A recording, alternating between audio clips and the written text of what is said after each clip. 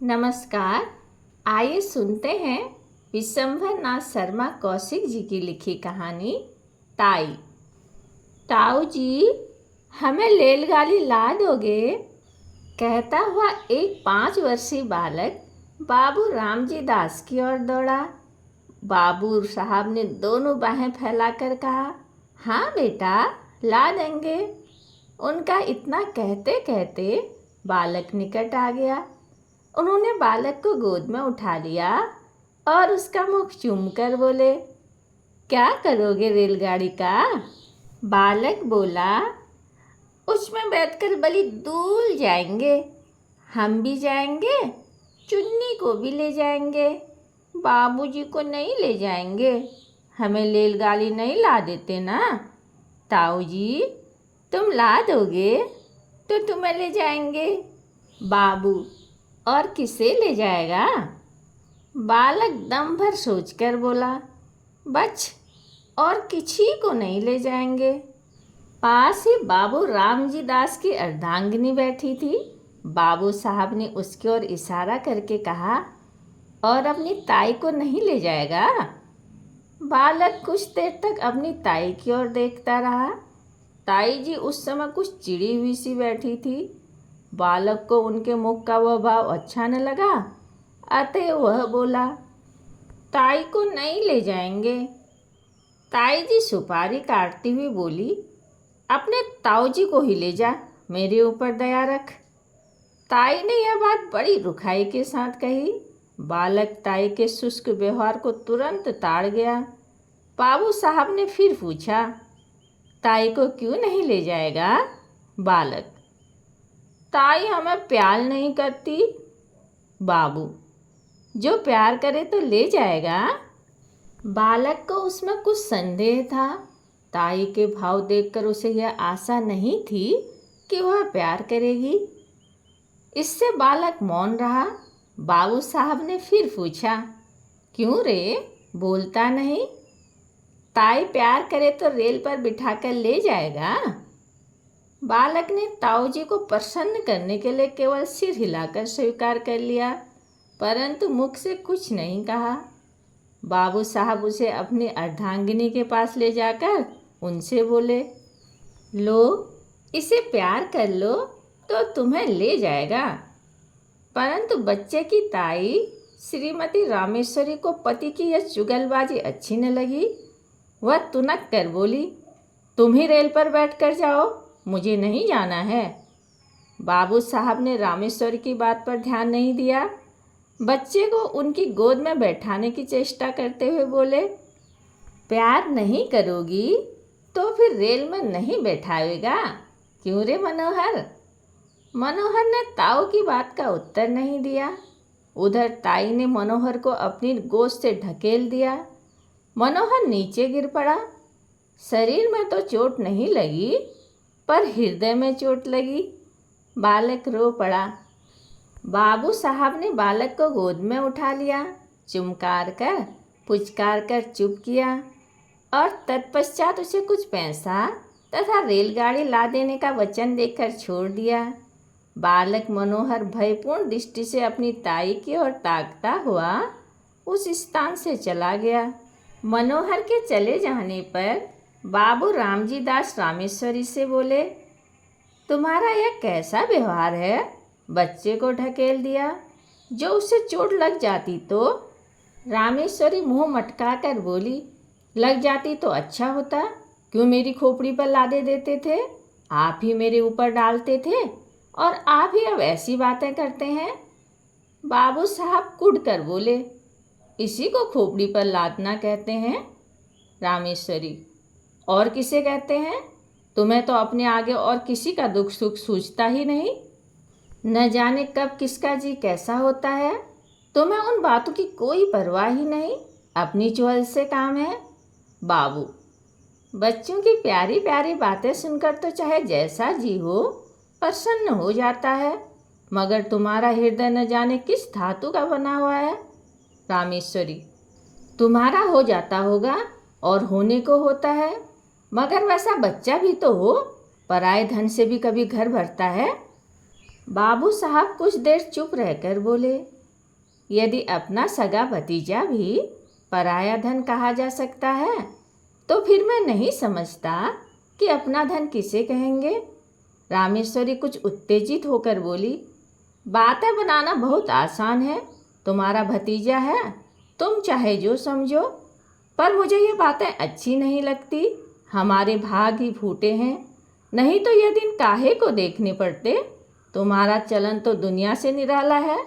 आदमी संतान के लिए न जाने क्या क्या करते हैं, पूजा पाठ करते हैं, व्रत रखते हैं, पर तुम्हें इन बातों से क्या काम? रात दिन भाई भतीजों में मगन रहते हो।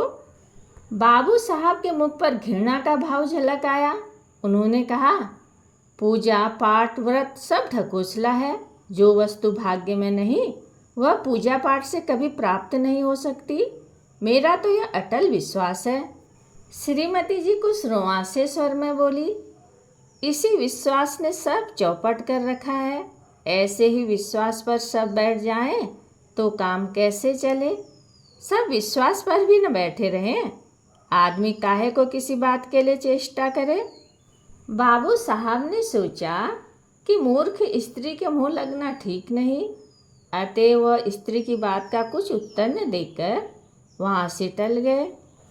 बाबू रामजी दास धनी आदमी हैं, कपड़े की आढ़त का काम करते हैं, लेन देन भी है। इनसे एक छोटा भाई है, उसका नाम है कृष्णदास। दोनों भाइयों का परिवार एक में ही है। बाबू रामदास जी की आयु 35 के लगभग है और छोटे भाई कृष्णदास की आयु 21 के लगभग है। रामदास जी निसंतान हैं। कृष्णदास की 2 संतानें हैं, एक पुत्र जिससे पाठक परिचित हो चुके हैं और एक कन्या है। कन्या की वय 2 वर्ष के लगभग है। रामदास जी अपने छोटे भाई और उनकी संतान पर बड़ा स्नेह रखते हैं, ऐसा स्नेह कि उसके प्रभाव से उन्हें अपनी संतानहीनता कभी खटकती ही नहीं। छोटे भाई की संतान को अपनी संतान समझते हैं। दोनों बच्चे भी रामदास से इतने हिले हैं कि उन्हें अपने पिता से भी अधिक समझते हैं। परंतु रामदास जी की पत्नी रामेश्वरी को अपनी संतानहीनता का बड़ा दुख है। वह दिन रात संतान ही के सोच में घुली रहती हैं। छोटे भाई की संतान पर पति का प्रेम उनकी आंखों में खटकता है। रात के भोजन इत्यादि से निवृत्त होकर रामजी दास सैया पर लेटे शीतल और मंद वायु का आनंद ले रहे हैं। पास ही दूसरी सैया पर रामेश्वरी हथेली पर सिर रखे किसी चिंता में डूबी हुई थी। दोनों बच्चे अभी बाबू साहब के पास से उठकर अपनी माँ के पास गए थे। बाबू साहब ने अपनी स्त्री की ओर करवट लेकर कहा, आज तुमने मनोहर को इतनी बुरी तरह ढकेला था कि मुझे अब तक उसका दुख है। कभी कभी तो तुम्हारा व्यवहार अमानुषिक हो उठता है। रामेश्वरी, तुम्ही ने मुझे ऐसा बना रखा है। उस दिन उस पंडित ने कहा कि हम दोनों के जन्म पत्र में संतान का योग है और उपाय करने से संतान हो सकती है। उसने उपाय भी बताए थे, पर तुमने उनमें से एक भी उपाय करके न देखा। बस तुम तो इन्हीं दोनों में मगन हो। तुम्हारी इस बात से रात दिन मेरा कलेजा सुलगता रहता है। आदमी उपाय तो करके देखता है, फिर होना न होना भगवान के अधीन है। बाबू साहब हंसकर बोले, तुम्हारी जैसी सीधी स्त्री भी क्या कहूँ। तुम इन ज्योतिषियों की बातों पर विश्वास करती हो जो दुनिया भर के झूठे और धूर्त हैं, झूठ बोलने की ही रोटियां खाते हैं। रामेश्वरी तुनक कर बोली, तुम्हें तो सारा संसार झूठा ही दिखाई पड़ता है।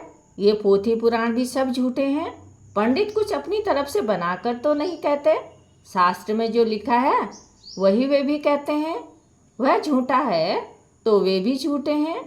अंग्रेजी क्या पढ़ी, अपने आगे किसी को गिनते ही नहीं। जो बातें बाप दादा के ज़माने से चली आ रही हैं उन्हें भी झूठा बताते हैं। बाबू साहब, तुम बात को समझती नहीं, अपने ही ओटे जाती हो। मैं यह नहीं कहता कि ज्योतिषी शास्त्र झूठा है, संभव है वह सच्चा हो, परंतु ज्योतिषियों में अधिकांश झूठे होते हैं। उन्हें ज्योतिष का पूर्ण ज्ञान होता ही नहीं। दो एक छोटी मोटी पुस्तकें पढ़कर ज्योतिषी बन बैठे हैं और लोगों को ठगते फिरते हैं। ऐसी दशा में उनकी बातों पर कैसे विश्वास किया जा सकता है? रामेश्वरी: सब झूठे ही हैं। तुम ही एक बड़े सच्चे हो। अच्छा, एक बात पूछती हूँ, भला तुम्हारे जी में संतान का मुख देखने की इच्छा क्या कभी नहीं होती? इस बार रामेश्वरी ने बाबू साहब के हृदय का कोमल स्थान पकड़ा।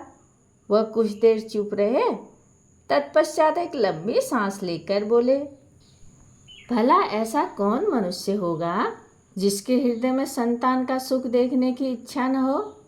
परंतु क्या किया जाए, जब नहीं है और न होने की कोई आशा ही है, तब उसके लिए व्यर्थ चिंता करने से क्या लाभ? इसके सिवा जो बात अपनी संतान से होती वही भाई की संतान से हो भी रही है। जितना स्नेह अपनी पर होता उतना ही उन पर भी है। जो आनंद उनकी बाल कीड़ा से आता वही इनकी कीड़ा से भी आ रहा है। फिर नहीं समझता कि चिंता क्यों की जाए। रामेश्वरी कुढ़ कर बोली, तुम्हारी समझ को मैं क्या कहूँ, इसी से तो रात दिन जला करती हूँ। भला तो यह बताओ कि तुम्हारे पीछे क्या इन्हीं से तुम्हारा नाम चलेगा? बाबू साहब हंस कर बोले, अरे तुम भी तो कहाँ की शुद्र बातें लाई। नाम संतान से नहीं चलता, नाम अपनी स्वीकृति से चलता है। तुलसीदास को देश का बच्चा बच्चा जानता है। सूरदास को मरे कितने दिन हो चुके। इसी प्रकार जितने महात्मा हो गए हैं उन सबका नाम क्या उनकी संतान की बदौलत चल रहा है? सच पूछो तो संतान से जितनी नाम चलने की आशा रहती है उतनी ही नाम डूब जाने की संभावना रहती है। परंतु स्वीकृति एक ऐसी वस्तु है जिसमें नाम बढ़ने के सिवा घटने की आशंका रहती ही नहीं। हमारे शहर में गिरधारी लाल कितने नामी थे, उनकी संतान कहाँ है? पर उनकी धर्मशाला और अनाथालय से उनका नाम अब तक चला आ रहा है, अभी न जाने कितने दिनों तक चला जाएगा। रामेश्वरी: शास्त्र में लिखा है जिसके पुत्र नहीं होता उनकी मुक्ति नहीं होती। बाबू: मुक्ति पर मुझे विश्वास नहीं। मुक्ति है किस चिड़िया का नाम? यदि मुक्ति होना भी मान लिया जाए तो यह कैसे माना जा सकता है कि सब पुत्र वालों की मुक्ति हो ही जाती है? मुक्ति का भी क्या सहज उपाय है? ये जितने पुत्र वाले हैं सभी की तो मुक्ति हो ही जाती होगी। रामेश्वरी निरुत्तर होकर बोली, अब तुमसे कौन बकवास करे, तुम तो अपने सामने किसी को मानते ही नहीं। मनुष्य का हृदय बड़ा ममत्व प्रेमी है। कैसा ही उपयोगी और कितनी ही सुंदर वस्तु क्यों न हो, जब तक मनुष्य उसको पराई समझता है तब तक उससे प्रेम नहीं करता। किंतु भद्दी से भद्दी और बिल्कुल काम में न आने वाली वस्तु को यदि मनुष्य अपनी समझता है तो उससे प्रेम करता है। पराई वस्तु कितनी ही मूल्यवान क्यों न हो, कितनी ही उपयोगी क्यों न हो, कितनी ही सुंदर क्यों न हो, उसके नष्ट होने पर मनुष्य कुछ भी दुख का अनुभव नहीं करता, इसलिए कि वह वस्तु उसकी नहीं पराई है। अपनी वस्तु कितनी ही भद्दी हो, काम में न आने वाली हो, नष्ट होने पर मनुष्य को दुख होता है, इसलिए कि वह अपनी चीज़ है। कभी कभी ऐसा भी होता है कि मनुष्य पराई चीज़ से प्रेम करने लगता है। ऐसी दशा में भी जब तक मनुष्य उस वस्तु को अपना बनाकर नहीं छोड़ता अथवा हृदय में यह विचार नहीं कर लेता कि वह वस्तु मेरी है, तब तक उसे संतोष नहीं होता।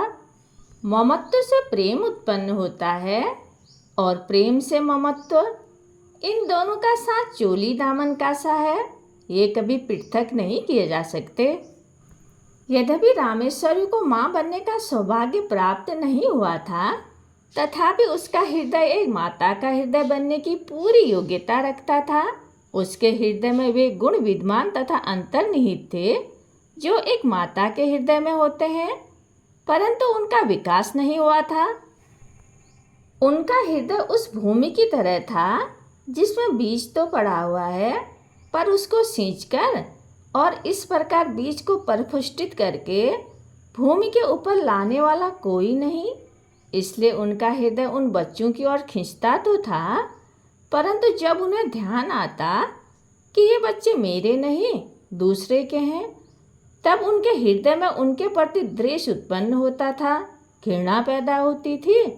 विशेषकर उस समय उनके द्वेष की मात्रा और भी बढ़ जाती थी जब वह देखती थी कि उनके पतिदेव उन बच्चों पर प्राण देते हैं जो उनके नहीं हैं। शाम का समय था। रामेश्वरी खुली छत पर बैठी हवा खा रही थी। पास उनकी देवरानी भी बैठी थी। दोनों बच्चे छत पर दौड़ दौड़ कर खेल रहे थे। रामेश्वरी उनके खेल को देख रही थी। इस समय रामेश्वरी को उन बच्चों का खेलना कूदना बड़ा भला मालूम हो रहा था। हवा में उड़ते हुए उनके बाल, कमल की तरह खिले उनके नन्हे नन्हे मुख, उनकी प्यारी प्यारी तोतली बातें, उनका चिल्लाना, भागना, लौट जाना इत्यादि क्रीड़ाएं उसके हृदय को शीतल कर रही थी। सहसा मनोहर अपनी बहन को मारने दौड़ा। वह खिलखिलाती हुई दौड़कर रामेश्वरी की गोद में जा गिरी। उसके पीछे पीछे मनोहर भी दौड़ता हुआ आया और वह भी उन्हीं की गोद में जा गिरा। रामेश्वरी उस समय सारा द्वेष भूल गई। उन्होंने दोनों बच्चों को उसी प्रकार गोद से लगा लिया जिस प्रकार वह मनुष्य लगाता है जो कि बच्चों के लिए तरस रहा हो। उन्होंने बड़ी सतृष्णा से दोनों को प्यार किया। उस समय यदि कोई अपरिचित मनुष्य उन्हें देखता तो उसे यह विश्वास होता कि रामेश्वरी उन बच्चों की माता है। दोनों बच्चे बड़ी देर तक उनकी गोद में खेलते रहे। सहसा उसी समय किसी के आने की आहट पाकर बच्चों की माता वहाँ से उठकर चली गई। मनोहर, ले रेलगाड़ी, कहते हुए बाबू रामजी दास छत पर आए। उनका स्वर सुनते ही दोनों बच्चे रामेश्वरी की गोद से तड़प कर निकल भागे। रामदास जी ने पहले दोनों को बहुत प्यार किया, फिर बैठकर रेलगाड़ी दिखाने लगे। इधर रामेश्वरी की नींद टूटी। पति को बच्चों में मगन होते देखकर उसकी भौहें तन गई। बच्चों के प्रति हृदय में फिर वही घृणा और द्वेष भाव जाग उठा। बच्चों को रेलगाड़ी देकर बाबू साहब रामेश्वरी के पास आए और मुस्कुराकर बोले, आज तो तुम बच्चों को बड़ा प्यार कर रही थी। इससे मालूम होता है कि तुम्हारे हृदय में भी उनके प्रति कुछ प्रेम अवश्य है। रामेश्वरी को पति की यह बात बहुत बुरी लगी। उन्हें अपनी कमजोरी पर बड़ा दुख हुआ। केवल दुख ही नहीं, अपने ऊपर क्रोध भी आया। वह दुख और क्रोध पति के उक्त वाक्य से और भी बढ़ गया। उनकी कमजोरी पति पर प्रकट हो गई। यह बात उनके लिए असह्य हो उठी। रामजी दास बोले, इसलिए मैं कहता हूँ कि अपनी संतान के लिए सोच करना वृथा है। यदि तुम इनसे प्रेम करने लगो तो तुम्हें ये ही अपनी संतान प्रतीत होने लगेंगे। मुझे इस बात से प्रसन्नता है कि तुम इनसे स्नेह करना सीख रही हो। यह बात बाबू साहब ने नितांत हृदय से कही थी, परंतु रामेश्वरी को इसमें व्यंग की तीक्ष्ण गंध मालूम हुई। उन्होंने कुढ़कर मन में कहा, इन्हें मौत भी नहीं आती, मर जाए पाप कटे। आठों पहर आंखों के सामने रहने से प्यार को जी ललचा ही उठता है। इनके मारे कलेजा और भी जला करता है। बाबू साहब ने पत्नी को मौन देखकर कहा, अब झेपने से क्या लाभ। अपने प्रेम को छिपाने की चेष्टा करना व्यर्थ है। छिपाने की आवश्यकता भी नहीं। रामेश्वरी जल भून कर बोली, मुझे क्या पड़ी है जो मैं प्रेम करूं। तुम्ही को मुबारक हो। निगौड़े आप ही आके घुसते हैं। एक घर में रहने में कभी कभी हंसना बोलना पड़ता है। अभी परसों यूं ही ढकेल दिया, उस पर तुमने सैकड़ों बातें सुनाई। संकट में प्राण है, न यूं चैन न वो चैन। बाबू साहब को पत्नी के वाक्य सुनकर बड़ा क्रोध आया। उन्होंने कर्कश स्वर में कहा, न जाने कैसे हृदय की स्त्री है। अभी अच्छी खासी बैठी बच्चों से प्यार कर रही थी, मेरे आते ही गिरगिट की तरह रंग बदलने लगी। अपनी इच्छा से चाहे जो करे, पर मेरे कहने से बल्लियों उछलती है। न जाने मेरी बातों में कौन सा विष घुला रहता है। यदि मेरा कहना ही बुरा मालूम होता है तो न कहा करूँगा। पर इतना याद रखो कि अब कभी इनके विषय में निगोड़े शिगोड़े इत्यादि अपशब्द निकाले तो अच्छा न होगा। तुमसे मुझे ये बच्चे कहीं अधिक प्यारे हैं। रामेश्वरी ने इसका कोई उत्तर नहीं दिया। अपना शोभ तथा क्रोध वे आंखों द्वारा निकालने लगी। जैसे जैसे बाबू रामदास का स्नेह दोनों बच्चों पर बढ़ता जाता था, वैसे ही वैसे रामेश्वरी के द्वेष और घृणा की मात्रा भी बढ़ती जाती थी। प्राय बच्चों के पीछे पति पत्नी में कहासुनी हो जाती थी और रामेश्वरी को पति के कटु वचन सुनने पड़ते थे। जब रामेश्वरी ने यह देखा कि बच्चों के कारण ही वह पति की नज़र में गिरती जा रही है, तब उसके हृदय में बड़ा तूफान उठा। उन्होंने यह सोचा, पराये बच्चों के पीछे यह मुझसे प्रेम कम करते जा रहे हैं, हर समय बुरा भला कहते हैं। इनके लिए ये बच्चे ही सब कुछ हैं, मैं कुछ भी नहीं। दुनिया मरती जाती है पर दोनों को मौत नहीं। ये पैदा होते ही क्यों न मर गए, न ये होते न मुझे ये दिन देखने पड़ते। जिस दिन ये मरेंगे उस दिन घी के दिए जलाऊंगी। उन्होंने ही मेरे घर का सत्यानाश कर रखा है। इसी प्रकार कुछ दिन व्यतीत हुए। एक दिन नियमानुसार रामेश्वरी छत पर अकेली बैठी हुई थी। उसके हृदय में अनेक प्रकार के विचार आ रहे थे। विचार और कुछ नहीं, अपने निज की संतान का अभाव, पति का भाई की संतान के प्रति अनुराग इत्यादि। कुछ देर बाद जब उनके विचार स्वयं उन्हीं को कष्टदायक प्रतीत होने लगे, तब वह अपना ध्यान दूसरी ओर लगाने के लिए टहलने लगी। वह टहल ही रही थी कि मनोहर दौड़ता हुआ आया। मनोहर को देखकर उसकी भुरकुटी चढ़ गई और वह छत की चारदीवारी पर हाथ रखकर खड़ी हो गई। संध्या का समय था। आकाश में रंग बिरंगी पतंगें उड़ रही थी। मनोहर कुछ देर तक खड़ा पतंगों को देखता और सोचता रहा कि कोई पतंग कटकर उसकी छत पर गिरे, क्या आनंद आवे। देर तक गिरने की आशा करने के बाद दौड़कर रामेश्वरी के पास आया और उनकी टांगों में लिपट कर बोला, ताई हमें पतंग मंगा दो। रामेश्वरी ने झिड़क कर कहा, चल हट, अपने ताऊ से मांग। मनोहर कुछ अप्रतिभ सा होकर फिर आकाश की ओर ताकने लगा। थोड़ी देर बाद उससे फिर रहा न गया। इस बार उसने बड़े लाड़ में आकर अत्यंत करुण स्वर में कहा, ताई मंगा दो, हम भी उड़ाएंगे। इस बार उसकी भोली प्रार्थना से रामेश्वरी का कलेजा कुछ पसीज गया। वह कुछ देर उसकी ओर स्थिर दृष्टि से देखती रही। फिर उन्होंने एक लंबी सांस लेकर मन ही मन में कहा, यह मेरा पुत्र होता तो आज मुझसे बढ़कर भाग्यवान स्त्री संसार में दूसरी न होती।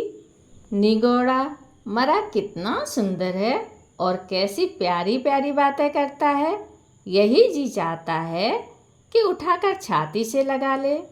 यह सोचकर उसने सिर पर हाथ फेरने वाली ही थी कि इतने में उन्हें मौन देखकर मनोहर बोला, तुम हमें पतंग नहीं मंगवा दोगी तो ताऊ जी से कहकर तुम्हें पिटवाएंगे।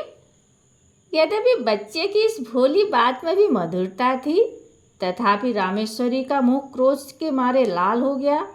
वह उसे झिड़क कर बोली, जा कह दे अपने ताऊ जी से, देखें वह मेरा क्या कर लेंगे। मनोहर भयभीत होकर उनके पास से हट आया और फिर सतृष्ण नेत्रों से आकाश में उड़ती हुई पतंगों को देखने लगा। इधर रामेश्वरी ने सोचा, यह सब ताऊ जी के दुलार का फल है कि बालिश्त भर का लड़का मुझे धमकाता है। ईश्वर करे इस दुलार पर बिजली टूटे। उसी समय आकाश से एक पतंग कटकर उसी छत की ओर आई और रामेश्वरी के ऊपर से होती हुई छज्जे की ओर गई। छत के चारों ओर चार दीवारी थी। जहाँ रामेश्वरी खड़ी हुई थी, केवल वहाँ पर एक द्वार था जिससे छज्जे पर आ जा सकते थे। रामेश्वरी उस द्वार से सटी हुई खड़ी थी।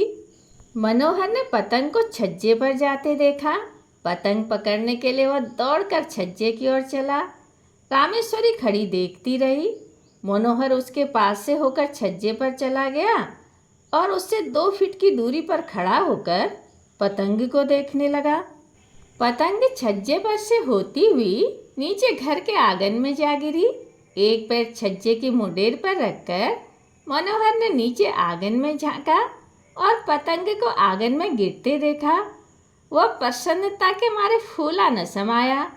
वह नीचे जाने के लिए शीघ्रता से घूमा, परंतु घूमते समय मुंडेर पर से उसका पैर फिसल गया। वह नीचे की ओर चला। नीचे जाते जाते उसके दोनों हाथों में मुंडेर आ गई। वह उसे पकड़कर लटक गया और रामेश्वरी की ओर देखकर चिल्लाया, ताई। रामेश्वरी ने धड़कते हुए हृदय से इस घटना को देखा। उसके मन में आया कि अच्छा है, मरने दो, सदा का पाप कट जाएगा। यही सोचकर वह एक क्षण रुकी। इधर मनोहर के हाथ मुंडेर पर से फिसलने लगे।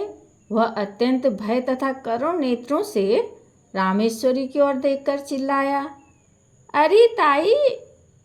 रामेश्वरी की आंखें मनोहर की आंखों से जा मिली।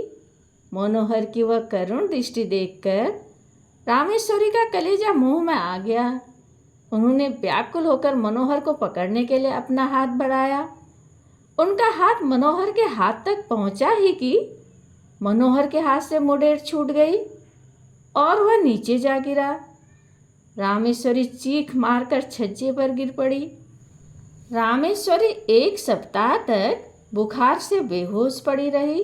कभी कभी जोर से चिल्ला उठती और कहती, देखो देखो, वह गिरा जा रहा है, उसे बचाओ, दौड़ो, मेरे मनोहर को बचा लो। कभी वह कहती, बेटा मनोहर, मैंने तुझे नहीं बचाया। हाँ हाँ, मैं चाहती तो बचा सकती थी, देर कर दी। इसी प्रकार के प्रलाप वह किया करती। मनोहर की टांग उखड़ गई थी, टांग बिठा दी गई। वह क्रमशः फिर अपनी असली हालत पर आने लगा। 1 सप्ताह बाद रामेश्वरी का ज्वर कम हुआ। अच्छी तरह होश आने पर उन्होंने पूछा, मनोहर कैसा है? रामजी दास ने उत्तर दिया, अच्छा है। रामेश्वरी, उसे पास लाओ।